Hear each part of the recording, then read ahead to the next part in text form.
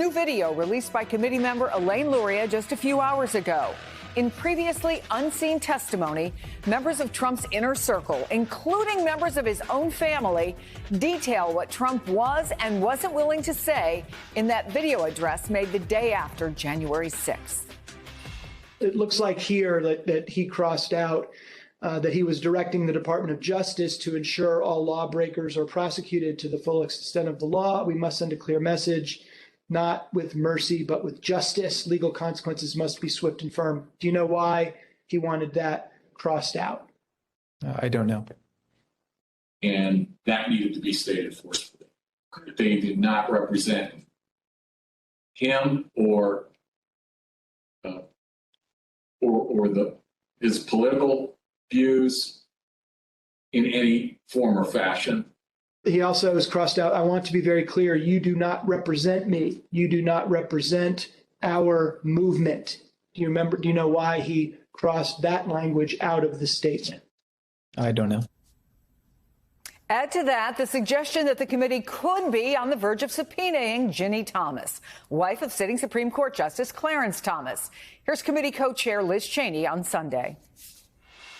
The committee is engaged with her counsel. We certainly hope that she will agree to come in voluntarily, but the committee is fully prepared to contemplate a subpoena if she does not. I hope it doesn't get to that.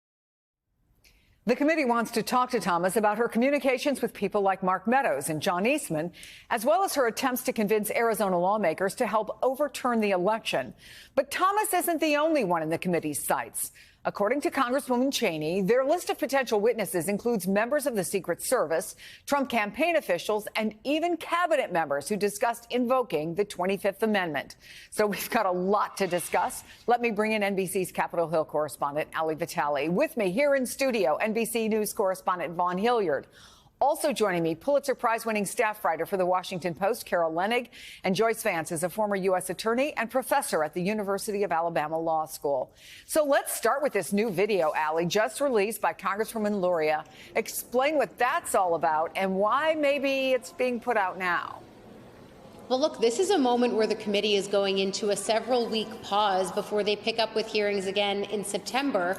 This may be sort of a reminder that there are still things that we have not yet seen that the committee has its hands on, including videos like this one, where they're not just establishing that they have the remarks and the draft of the former president for those remarks he gave on January 7th, but also a little bit into the thought process of how they came together, the things that he was striking out and unwilling to say. For example, condemning the rioters as not indicative or representative of his movement, or crossing out the fact that he wanted DOJ to leverage their full criminal prosecutorial power against these insurrectionists. That gives a little bit more insight into the mindset, and the fact that you have people like Jared Kushner and Ivanka Trump, not only them, but then Pat Cipollone, the top White House lawyer, talking about what those edits mean gives a little bit more light into what the former president's mindset might have been around that, and also gives a little bit more meat on the bone to where they left us on January 6th in their committee hearings, which brought us up in the timeline to the day of the insurrection,